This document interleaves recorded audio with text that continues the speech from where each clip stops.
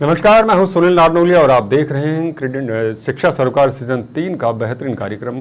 और आज हम बात करने वाले हैं वास्तु के ऊपर। लेकिन उससे पहले मुझे निदा फाजली साहब का एक शेर याद आता है। वो फरमाते हैं कि कोशिश भी कर, उम्मीद भी रख, रास्ता भी चुन, फिर इसके बाद थोड़ा मुकद्दर तलाश कर। तो मुकद्दर को हम तलाश करें उससे पहले हम थोड़ी सी कोशिश तो करें कि आखिर अगर कुछ गड़बड़ियाँ हो रही हैं तो उनको ठीक कैसे किया जा सके। तो जीवन में आ रही समस्याओं के समाधान किस तरह से हो सकते हैं, यही सुधारने की कोशिश आज हम लोग करेंगे। और इसमें हेल्प हम लेना चाहेंगे वास्तुशास्त्र की, न्यूमरोलॉजी की। तो इसके लिए ज़रूरत है कि ऐसे एक्सपर्ट्स को हम लोग आमंत्रित करें जो इस क्षेत्र के अंदर सिद्धस्त हों, दक्ष हों। तो चलिए, आज आपके सवाल जो आपके इर्द गिर्द घूम रहे हैं और आपको लगता है कि इन परेशानियों का निजात किस तरह से पाया जा सकता है, तो उसका समाधान के लिए स्वागत करते हैं हमारे आज के अतिथियों का। स्वागत है। नमस्कार, मैं सुनील नारनोलिया आप दोनों अतिथियों का हृदय से अभिनंदन और आभार व्यक्त करता हूं। सबसे पहले मैं कमल शर्मा जी से स्वागत करवाना चाहूँगा। कमल शर्मा जी एक रिनोन्ड एमिनेंट ऑरा स्कैनर हैं और इसके साथ साथ में हेल्थ और वास्तु एस्ट्रोलॉजी के ऊपर भी अद्भुत कार्य कर रहे हैं। और इनका एक संस्था चलती है हेल्थ वास्तु एस्ट्रोलॉजी, उसको भी ये चलाते हैं। कमल शर्मा जी, बहुत बहुत स्वागत करता हूँ आपका। जी नमस्कार। और हमारे साथ में जुड़े हुए पंडित मुकेश भारद्वाज साहब, जो एस्ट्रोलॉजर हैं, वास्तु एक्सपर्ट हैं और डायरेक्टर फाउंडर हैं माई गुरुजी क्लासेस के। आपका बहुत बहुत स्वागत है मुकेश जी। नमस्कार सर। जी, तो आज आपसे हम बहुत सारी उम्मीदें लेकर बैठे हैं कि जीवन में आ रही हमारे दर्शकों के, हमारे जीवन में जो समस्याएं आ रही हैं, किस तरह से वास्तु के जरिए उन्हें सुधारा जाए, कैसे न्यूमरोलॉजी के जरिए सुधारा जाए, ये हम आज आपसे जानना चाहेंगे। तो सबसे पहला सवाल मैं कमल जी के जरिए ही लेना चाहूँगा। कमल जी, पहला सवाल जो मैं यहाँ पर लेना चाह रहा हूँ वो ये लेना चाह रहा हूँ कि जब हम लोग के एक घर बना रहे होते हैं या कोई भी ऑफिस वगैरह हम लोग जो बना रहे होते हैं, तो उसका अगर मान लीजिए कोई अच्छा बन गया या बुरा बन गया, वास्तु के जरिए मैं बात कर रहा हूं, तो उसका जीवन पर क्या क्या प्रभाव पड़ सकता है, इसके ऊपर थोड़ा प्रकाश डालिए ताकि हम लोग आगे बढ़ सकें।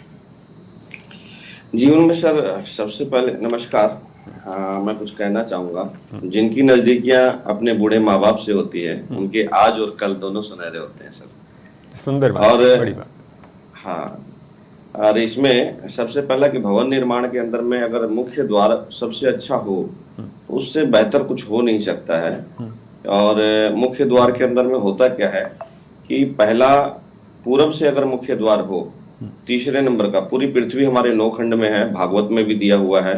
9 खंड में हम लोग जितना भी निर्माण करते हैं उसको 9 भाग में करते हैं। जी सर। तो स्टार्टिंग में अगर आप पूरब की तरफ से करते हैं, नॉर्थ ईस्ट से, तो 9 भाग में आएगा। तो तीसरे नंबर का जो द्वार होता है वो सबसे बेहतरीन होता है। उसका मालिक है जैन। और चौथे नंबर का होता है इंद्र। तो उनके घर में खुशहाली और जो भी तरक्कियां हैं वो बहुत तेजी से होती हैं। जी जी। और साउथ का बहुत लोग अच्छा नहीं मानते, लेकिन अग्नि पुराण में उसका वर्णन है कि साउथ का जो होता है वो ब्राह्मणों के लिए अति उत्तम होता है, किंतु सबके लिए है। साउथ में तीसरे नंबर का जो आएगा वो आप कर सकते हैं, उसका मालिक होता है विदथाय। और साउथ वेस्ट के अंदर में जो है चौथे नंबर का जो गेट होगा वो भी सबसे बेहतरीन होता है। और सबसे उत्तम अगर नॉर्थ में है, तीसरे नंबर और चौथे नंबर का, उसका मालिक जो है जो भी देवता, भल्लाट देवता है, मुख्य देवता है। तो ये जीवन में इतनी तरक्की, इतना नाम, इतना रोशन कर देगा कि उनके जीवन में हमेशा जो है ऊंचाइयों पे ही छूने के एकदम पोजीशन बने रहेंगे। और ये उनके ऊपर एकदम प्रभाव डालता है। दूसरा कि अगर गलती से हमने नॉर्थ ईस्ट यानी पहले वाले पे अगर गलती से हमने बना लिया गेट, तो उसका प्रभाव डायरेक्ट उसके जीवन पे पड़ेगा। जीवन पे ऐसा पड़ेगा कि पूरी फैमिली के ऊपर में उस पर पड़ेगा। ना तो तरक्की कर पाएंगे, व्यापार बैठ जाएगा और उनकी स्थितियां जो है बिगड़ती चली जाएंगे। मतलब आप सबसे ज्यादा नॉर्थ ईस्ट में घर बनाने से जो घर की स्थितियां हैं उनके ऊपर बुरा प्रभाव पड़ता है और व्यक्ति असंतुलित। नॉर्थ ईस्ट का पहला गेट। जी जी, चलिए बहुत बहुत धन्यवाद। और मुकेश की तरफ रुख करना चाहूँ। मुकेश जी, आपसे सवाल मैं ये लेना चाह रहा हूँ कि अभी जैसे हमारे साथ में कमल जी जुड़े हुए, उन्होंने कुछ दिशाओं को लेकर बात की, कुछ जो स्थितियाँ बताई, तो इसी चीज़ का थोड़ा सा विस्तार आपके जरिए भी चाह रहा हूँ कि हम लोग डेवलपमेंट को बढ़ाना चाह रहे हों, विकास की हम बात करें, उसको बढ़ाना चाह रहे हों, तो क्या करना चाहिए? ग्रोथ पॉइंट ऑफ व्यू से अगर हम लोग देखते हैं तो किन दिशाओं की बात कर रहे हैं, या फिर कौन से क्षेत्र की जो वास्तु के हिसाब से पड़ता है उसका हमें ज़्यादा ध्यान रखना चाहिए? सभी दर्शकों को नमस्कार, जय श्री राम। देखिए, जैसा सर ने पूछा कि कौन सी डायरेक्शंस जो है आपके करियर के पॉइंट ऑफ व्यू से और आपके सक्सेस के पॉइंट ऑफ व्यू से अच्छी मानी जाती है, तो सबसे पहले आप लोगों को बताना चाहूंगा मैं कि वेस्ट की डायरेक्शन बहुत अच्छी मानी जाती है, क्योंकि वह डायरेक्शन आपकी गेन्स को रिप्रेजेंट करती है, प्रॉफिट्स को रिप्रेजेंट करती है। मित्रों, अगर यहां पर बैठ के आप लोग अपना काम करेंगे या फिर यहां बैठकर जो अपना ऑफिस सेटअप करेंगे इन जनरल, तो यह डायरेक्शन आपको बहुत कुछ दे सकती है। इनफैक्ट क्योंकि ये जो डायरेक्शन होती है, डायरेक्शन आपके वरुण की होती है और पुष्पदंत की होती है। ये दो ऊर्जा क्षेत्र इतने शानदार ऊर्जा क्षेत्र है कि पुष्पदंत आपकी विश फुलफिलमेंट का काम करता है और जो वरुण है वो भगवान विष्णु का स्थान है। इसमें भी अगर मैं आपको एक चीज और बताऊं कि अगर आप 276 डिग्री पर बैठकर अगर आप अपनी चेयर लगाएंगे अपने ऑफिस के अंदर और काम करेंगे, तो यकीन मानिएगा मित्रों, आपके शब्द आपके एम्प्लॉयज के लिए और सब लोगों के लिए आदेश बन जाएंगे। तो west direction is the best direction. इसके अलावा हम लोग बात करें तो नॉर्थ की डायरेक्शन भी बहुत इंपॉर्टेंट है, क्योंकि अगर हम किसी बिजनेस की बात करते हैं तो बिजनेस में दो चीजें बड़ी इंपॉर्टेंट होती है। पहली चीज आपका फुटफॉल कितना है, नए कस्टमर्स आपके साथ कितना जुड़ रहे हैं, और दूसरा होता है जो कस्टमर जुड़ गया उसका रिपीटेशन कितना हो रहा है। आपकी नॉर्थ की डायरेक्शन जो है, जहां पर आपके पास भल्लाट और सोम नाम के देवता आते हैं, इन दो देवताओं को, दो एनर्जी फील्ड्स का बेहतर होना बहुत जरूरी है। ये आपके कस्टमर के फुटफॉल को बढ़ाते हैं, और अगर आपके कस्टमर जो रिपीट नहीं हो रहे हैं उनका रेपिटेशन करवाना है तो आर्य नाम की ऊर्जा जो कि ईस्ट डायरेक्शन में आती है उसको बेहतर बनाएंगे, बहुत फायदा होगा। एक छोटा सा उपाय बता दूं आपको इसके लिए कि आप जो है आपके जो कस्टमर्स कंटिन्यूसली आए, आपका फुटफॉल अच्छा रहे बिजनेस के अंदर, तो वहां पर आपको एक काम करना चाहिए। ग्रीन सीन जो कि आपको नेट पे इजीली अवेलेबल हो जाएगी, उसको निकालकर ब्लैक कलर के फ्रेम में लगा दीजिएगा नॉर्थ की डायरेक्शन में, जो कि आपकी 349 डिग्री से 11 डिग्री के बीच में आती है, और आपके कस्टमर का रेपिटेशन हो उसके लिए जो आपके कस्टमर्स के रिगार्डिंग जो बिल बुक है या और भी कोई चीजें जो है डॉक्यूमेंट्स है उनको आर्यमा के नाम के स्थान पर रखेंगे, कस्टमर का रेपिटेशन बहुत बेहतर होगा। बहुत बहुत धन्यवाद है मुकेश जी, आपने बहुत महत्वपूर्ण जानकारी हमारे दर्शकों के साथ साझा की। और अब मैं फिर से कमल जी की तरफ रुख करना चाहूँगा। कमल जी, रिश्तों के बिना सारी चीज़ें अनायास बेकार से ही लगती हैं, तो मैं आपसे ये जानना चाह रहा हूँ, क्या रिश्तों का भी वास्तु के जरिए कोई प्रभाव पड़ता है? क्या किसी वास्तु में कोई स्थिति ऐसी बिगड़ गई हो तो उसकी वजह से रिश्ते बिगड़ सकते हैं या संभल भी सकते हैं? तो रिश्ते सही बने उसके लिए क्या ध्यान रखना चाहिए? जी नमस्कार। जैसे ईशान कोण में अगर किचन हो जाए तो जीवन में रिश्ते बहुत सारे बिगड़ जाते हैं, माँ बाप से बच्चे दूर हो जाते हैं। ईशान कोण में टॉयलेट हो गया तो बीमारियां उनके घर में बहुत तेजी से फैल जाती है। अगर साउथ वेस्ट में टॉयलेट है, एकदम साउथ वेस्ट के कोने में अगर टॉयलेट है तो आप समझ लीजिए उनके घर में जो पति पत्नी है उनका रिश्ता बिगड़ेगा, कैंसर जैसी बीमारियां उत्पन्न हो जाएंगी, बहुत सारी परेशानियां दूर होती हैं, मतलब हो जाती हैं, जिनकी वजह से बहुत सारी परेशानियों की वजह से पूरा घर उस परेशानियों को झेलना पड़ता है, सबके रिश्ते खराब हो जाते हैं। और आभा जो ऑरा स्कैनर का जो मैं चर्चा करता रहता हूँ, ये कई चीजों में काम करता है, चिकित्सा विज्ञान और आपके कृषि विज्ञान, फॉरेस्टिंग विज्ञान, और लड़के लड़कियों के जो तालमेल होते हैं ना, वो भी जो है उन रिश्तों के ऊपर हम लोग जो है उस पे स्कैनर से पता कर सकते हैं। जैसे आज के समय में गठबंधन सरकारें चल रही हैं, उनका भी पता चल सकता है कि कैसी स्थितियां होती हैं। तो सारे रिश्ते जो है भवन निर्माण की वजह से गड़बड़ हो सकते हैं, उनको ठीक भी किया जा सकता है। अच्छा, मतलब बहुत महत्वपूर्ण बात कही है कि हमारी जो राजनीतिज्ञ उनको भी देखना चाहिए कि आप ये कह रहे हैं अगर राजनीतिज्ञों की जो कार्यालय हैं अगर उनकी दिशाएं अगर सही ढंग से हों तो उनके गठबंधन है वो भी मजबूती के साथ में बन सकता है। बहुत धन्यवाद कमल जी, बहुत महत्वपूर्ण सी बात आपने हमारे साथ साझा की। मुकेश जी, आपकी तरफ रुख करना चाहूँगा। नींद का बड़ा जीवन में महत्वपूर्ण स्थान आता है, उसके जरिए हम लोग अच्छी ऊर्जा की बात करें या फिर सकारात्मकता की बात करें उसको हासिल करते हैं। तो एक अच्छी नींद और सेहत को बढ़ावा देने के लिए हम लोग जो बात करते हैं कौन से दिशा की तरफ शयन कक्ष होना चाहिए, किस तरफ से हमें रहना चाहिए, उसके बारे में थोड़ा सा प्रकाश डालें। जी, सर ने बहुत अच्छी बात पूछी है कि नींद जो है वो सबसे हमें अच्छी कहां पर आए, वो दिशा कौन सी बेहतर है वास्तु के अकॉर्डिंग, उसके बारे में बात करते हैं। तो देखिए मित्रों, जो साउथ की डायरेक्शन है जो कि 168 डिग्री से 191 डिग्री के बीच में आती है, ये डायरेक्शन सोने के लिहाज से सबसे अच्छी डायरेक्शन मानी जाती है, क्योंकि यह डायरेक्शन रिलैक्सेशन को रिप्रेजेंट करती है। अगर आपको नींद नहीं आती, आपको इंसोम्निया की प्रॉब्लम होती है, आप इस डायरेक्शन में आके सोइए, आपको बहुत अच्छी नींद आएगी। और मित्रों, मेरा ऐसा मानना है कि नींद तो वो होती है कि आप रात को 10 बजे सोए और सुबह 6 बजे उठे और आपको लगा अभी तो 1 घंटा ही हुआ है, इसे कहते हैं क्वालिटी वाली नींद, राइट। साउथ डायरेक्शन जो है वो आपको ये क्वालिटी वाली नींद दे सकती है। इसके अलावा अगर मान लीजिए आप स्लीपिंग पिल्स खाते हैं, नींद की गोलियां खाते हैं और उसके बाद में आपको नींद आती है, साउथ की डायरेक्शन में सोने से आपकी जो स्लीपिंग पिल्स है वो धीरे धीरे बंद हो जाएगी, यकीन मानकर चलिएगा। और ग्रहों की एक बात इसमें कर दूं, हालांकि वास्तु से हटकर है, चंद्रमा को डेली रात को चांदी के गिलास में जल भरकर सोने से पहले, स्पेशली 10 बजे से पहले अगर आप जल अर्पण करेंगे और साउथ डायरेक्शन में सोएंगे, यकीन मानकर चलिएगा आपकी स्लीपिंग पिल्स खत्म हो सकती है। और अगर हल्की फुल्की आपको इंसोम्निया की प्रॉब्लम है वो तो वैसे ही खत्म हो जाएगी।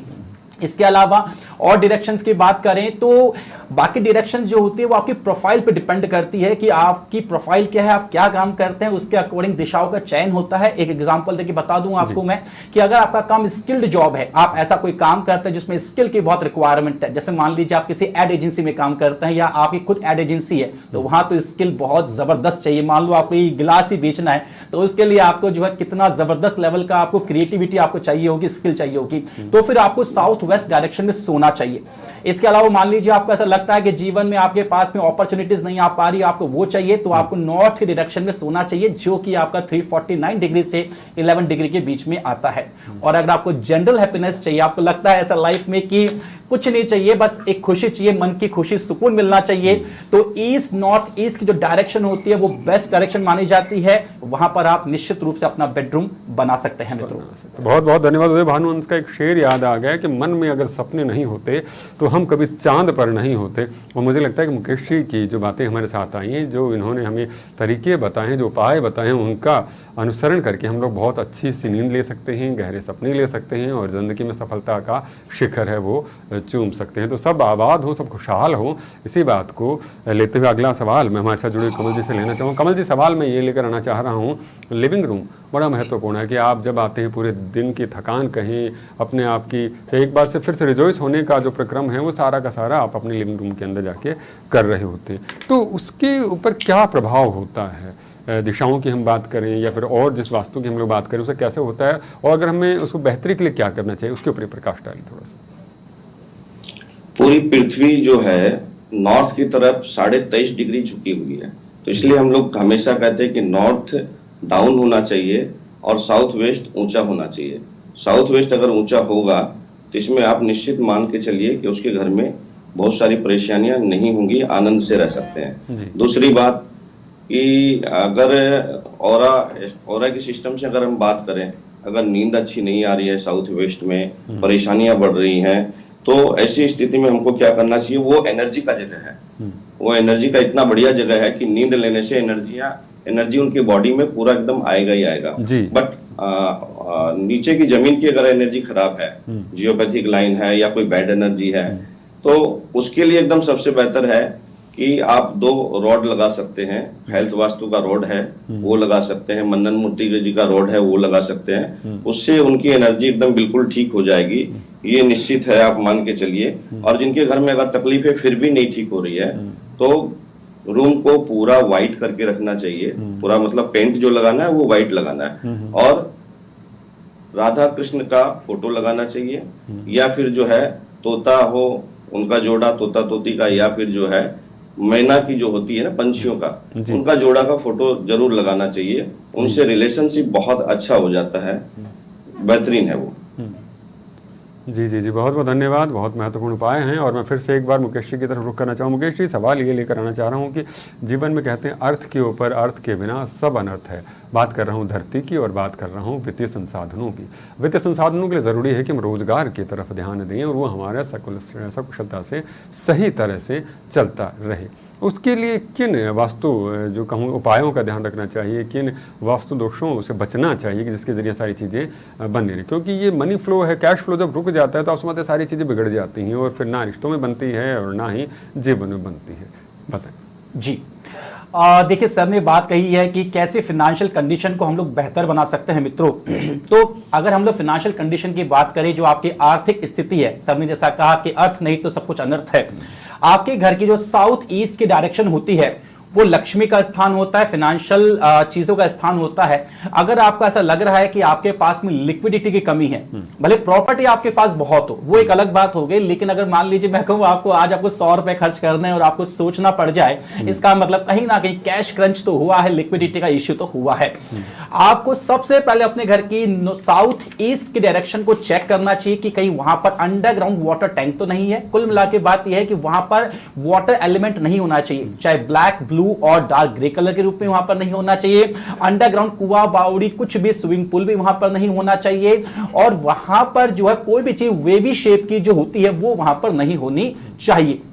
अब इस बात को आगे बढ़ाते हुए एक चीज मैं आपको बताना चाहूंगा मित्रों, कि आप जो है अपने घर का जो कैश है वो कहां रखते हैं, ये बहुत महत्वपूर्ण अपने आप में बात है।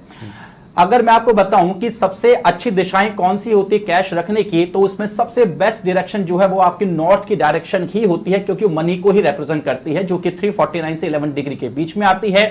उसके बाद जो सेकंड बेस्ट डायरेक्शन होती है वो वेस्ट की डायरेक्शन होती है, जो आपकी 259 से 281 डिग्री के बीच में आती है। उसके बाद आपकी वेस्ट साउथ वेस्ट की डायरेक्शन होती है, जो कि आपकी 236 से 259 के बीच में, और जो फोर्थ आपकी डायरेक्शन है जो बेस्ट मानी जाती है वो साउथ वेस्ट है, वो आपकी 214 डिग्री से 236 डिग्री के बीच में आती है। ये जो मैं डिग्रीज आपको बता रहा हूं, अगर आप इसके अकॉर्डिंग चीजों को चेक करेंगे और वास्तु में काम करेंगे, निश्चित रूप से आपको बहुत फायदा होगा। किस प्रकार से करेंगे आपको एक बार मैं एक्सप्लेन कर दूं। आपके पास अगर कंपास हो अच्छी बात है, नहीं हो आजकल हर फोन में जो है कंपास आता है, अपने घर के सेंटर में खड़े हो जाइएगा, कंपास को ओपन कर लीजिएगा, और कंपास जहां पर डिग्रीज मैंने बोल ली है, जहां पर वो दिखा रहा है वहां पर अगर आप अपनी सेफ रखेंगे, तिजोरी रखेंगे, अपना कैश रखेंगे, डॉक्यूमेंट्स रखेंगे, इन्वेस्टमेंट पेपर्स रखेंगे, मित्रों निश्चित रूप से मानकर चलेगा कि जो कैश क्रंच आपका है साउथ ईस्ट को ठीक कर लेने के बाद में अगर हम कैश को यहां प्लेस करेंगे या अपनी वेल्थ को यहां प्लेस करेंगे, ज्वेलरी रखेंगे, आपको कैश क्रंच हो नहीं सकता, ये पॉसिबल नहीं है। फिर भी अगर एक समस्या आपको आ रही है तो आप एक काम कर सकते हैं कि आप अपने नॉर्थ की डायरेक्शन में कुबेर जी महाराज की 1 इंच की ब्रास की जो मूर्ति होती है वो वहां लगा सकते हैं। वेल्थ सेविंग यानी वेल्थ बढ़ना बहुत अच्छा हो जाएगा। और एक चीज और बता दूं, कुंडली का सेकंड हाउस जो होता है उसको ठीक रखेंगे, आपको वेल्थ की प्रॉब्लम नहीं आ सकते मित्रों। चलिए दर्शकों, यहाँ भी एक बात देखिए, बड़ी महत्वपूर्ण सी बात मुकेश जी के जरिए निकल कर आ रही है। हम लोग अक्सर जो वास्तु के जो उपाय करते वक्त सिर्फ दिशाओं का ही ध्यान रखते हैं कि इस दिशा में करेंगे तो ठीक है, इस दिशा में करेंगे तो ये ठीक है। लेकिन मुकेश जी ने एक बात बहुत गहराई से बताई कि डिग्रियों का भी बड़ा प्रभाव होता हो सकता है दिशा तो वही हो, लेकिन डिग्रियों में अंतर की वजह से भी, जैसा कि मुकेश जी कह रहे हैं, जीवन में फर्क आ सकता है, या फिर यथा योग्य फल जो आप चाह रहे हैं वो आपको ना मिल पाए। तो उसके लिए ज़रूरी है कि आप उन चीज़ों का भी ध्यान रखें, उन डिग्रियों का भी ध्यान रखें जो कि मुकेश जी ने अभी हमारे साथ में साझा किए, जिससे कि आपको बेहतर परिणाम मिल सके। तो बेहतर परिणाम की आशा के अंदर मैं अगला सवाल कमल शर्मा जी से लेना चाहूँ। कमल जी, एक सवाल मैं यहाँ पर लेना चाह रहा हूँ क्योंकि समय बड़ा कम बचा है इस कार्यक्रम का। तो एक सवाल अक्सर उठता है कि वास्तु तो वास्तु है, यानी इससे क्या फ़र्क पड़ता है, कर्म प्रधान होता है, तो वास्तु का किसी घर को अच्छा या बुरा बनाने में इतना योगदान क्यों होता है? क्या फ़र्क पड़ता है कि आप उत्तर में बैठ गए या दक्षिण में बैठ गए, पूर्व में बैठ गए, पश्चिम में बैठ गए, आप काम कर रहे हैं ना, तो क्यों प्रभाव पड़ता है या क्या प्रभाव पड़ता है? भवन का बहुत बड़ा प्रभाव है सर, क्योंकि आपने बहुत अच्छा सवाल किया है। इसके अंदर मैं बता दूं आपको, अभी रामचंद्र जी का समय चल रहा है, रामायण को आप खोल के देखिए, रामायण के समय में जा करके देखिए, लंकाधिपति जो थे उनकी एनर्जी लंका के अंदर में इतनी ज्यादा थी कि उसको कोई मार नहीं सकता था।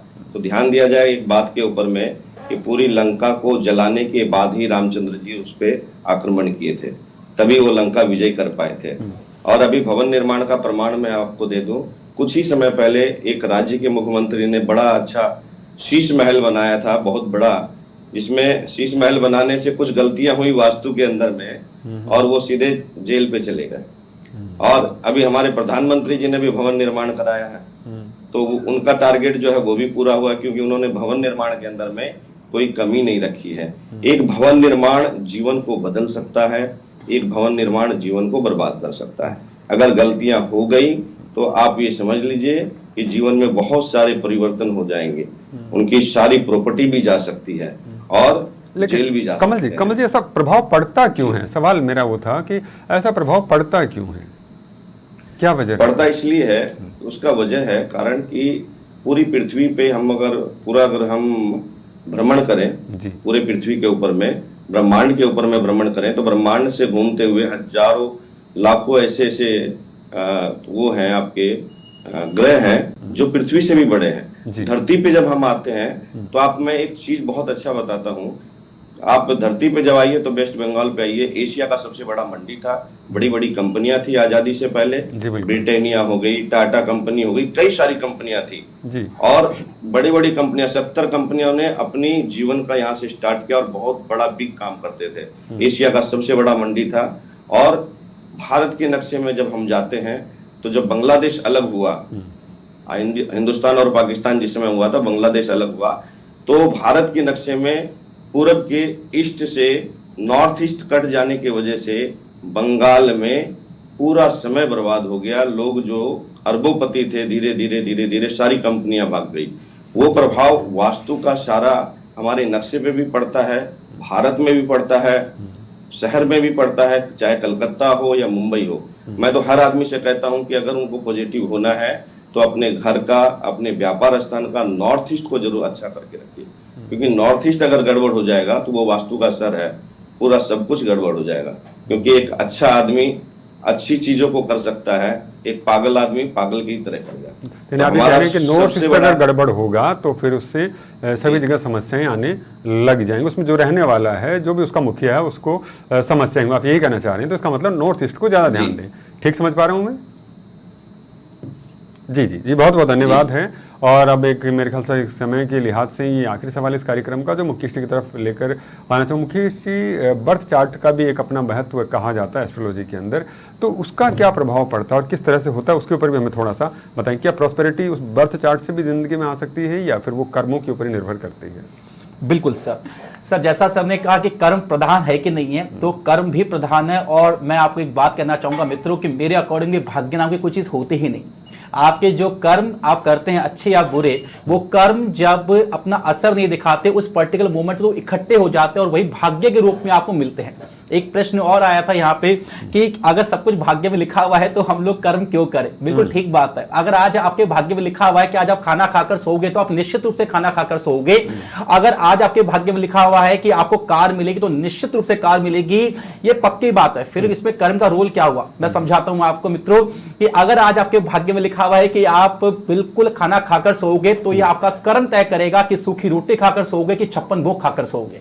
अगर आज आपके भाग्य में लिखा हुआ है कि आपको कार मिलेगी तो निश्चित रूप से आपको कार मिलेगी, लेकिन वो कार नैनो होगी कि फरारी होगी, आपका कर्म तय करेगा। तो ये है कर्म और भाग्य की डेफिनेशन का बहुत महीन अंतर। अब बात करूं, सर ने जैसा पूछा कि बर्थ चार्ट का रोल क्या है, बर्थ चार्ट का रोल बहुत ज्यादा है। इनफैक्ट अगर मैं एस्ट्रोलॉजी को और वास्तु को कनेक्ट कर दूं आपस में तो इसे एस्ट्रो वास्तु कहा जाता है। और इस एस्ट्रो वास्तु के अकॉर्डिंग, जैसे सर ने पूछा कि प्रॉस्पेरिटी के लिए कौन सी डायरेक्शन अच्छी है, पैसे के लिहाज से कौन सी अच्छी है, सोने के लिहाज से कौन सी अच्छी है, तो ये जनरल वास्तु है जो सब पर लागू होता है। लेकिन अगर हम इसी वास्तु को स्पेसिफिक कर दें, आपके लिए विशेष रूप से कर दें, तो आपकी जन्म कुंडली के अनुसार ये तय हो जाता है आपके पैदा होते ही कि आपके घर का वास्तु कैसा होना चाहिए। अगर आपके घर का वास्तु बिल्कुल वैसा है तो निश्चित मानकर चलिएगा आपका घर आपके लिए सोने का अंडा देने वाली मुर्गी बन सकती है मित्रों। इसी के लिए अगर मैं आपको एग्जांपल देकर समझाऊं, अगर मान लीजिए आपकी कुंडली मेष लग्न की है तो आपको ईस्ट डायरेक्शन में अपना ऑफिस सेटअप करना चाहिए, वहां बैठना चाहिए। अगर आपकी कुंडली वृषभ लग्न की है तो आपको नॉर्थ वेस्ट डायरेक्शन में बैठकर अपना ऑफिस सेटअप करना चाहिए। ये होगा स्पेसिफिकली। और इसी चीज को जो है हम लोग अपने वेबिनार्स में, अपने कोर्सेज में सिखाते हैं। हमारे वेबिनार्स कंटिन्यूसली होते हैं। अगला वेबिनार जो है वो 23 को होने वाला है। इसी में 3 दिन बाद आप लोग ज्वाइन कर सकते हैं। mygurujiclasses.com पे जाके, वेबसाइट उस पर जाके आप अपना रजिस्ट्रेशन करवा सकते हैं। और इस वेबिनार में आपको ये सारी चीजें स्पेसिफिकली आपकी कुंडली के अकॉर्डिंग सिखाई जाएगी। So you are most welcome to come there. चलिए, बहुत बहुत धन्यवाद है आपका। और बहुत महत्वपूर्ण सवाल आ रहे हैं, लेकिन समय की अपनी सीमा है। तो बस जाते जाते मैं कमल जी आपसे और मुकेश जी दोनों से संक्षिप्त में कुछ 2-2, 3-3 टिप्स चाहूँगा जो सब लोगों को ध्यान रखनी चाहिए, जो उससे बेहतरी रह सके। जी कमल जी, आपसे शुरुआत करते हैं। जी, सबसे पहले क्या है कि अगर कोई भी आदमी अपने घर की सुंदरता को रखता है, साथ में अपने घर को साफ सुथरा रखना चाहिए, पूरा घर अंदर से वाइट रखना चाहिए। कलर का बहुत ज्यादा वो नहीं करना चाहिए कि डिजाइन के चक्कर में कलर का बहुत इफेक्ट होता है वास्तु के अंदर में। तो या तो वास्तु एक्सपर्ट से उसको कलर करवाना चाहिए कि किस तरह से कौन सा कलर का नहीं तो पूरा वाइट करना जी। चाहिए। और ईशान कोण में अगर मंदिर बना लेते हैं तो सबसे बेहतरीन है। जी। वहां पे श्रीयंत्र स्फटिक का जरूर लगाना चाहिए या पंच पिरामिड अवश्य लगाना चाहिए। इसके लगाने से घर के अंदर में खुशहाली जी सर। और सारी चीज समृद्धि चलिए, आती है। मैंने कमल कहा जी। कि ईशान कोण हमेशा अच्छा रखना। जी जी जी, बहुत बहुत धन्यवाद है। और मैं समय की सीमाओं को ध्यान रखते हुए बस कार्यक्रम को यहीं विराम देना चाहूँगा। फिर मिलेंगे दोस्तों इस मंच के ऊपर हम कुछ नई जानकारी के साथ में। तब तक के लिए आप सबका बहुत बहुत आभार, बहुत बहुत अभिनंदन है।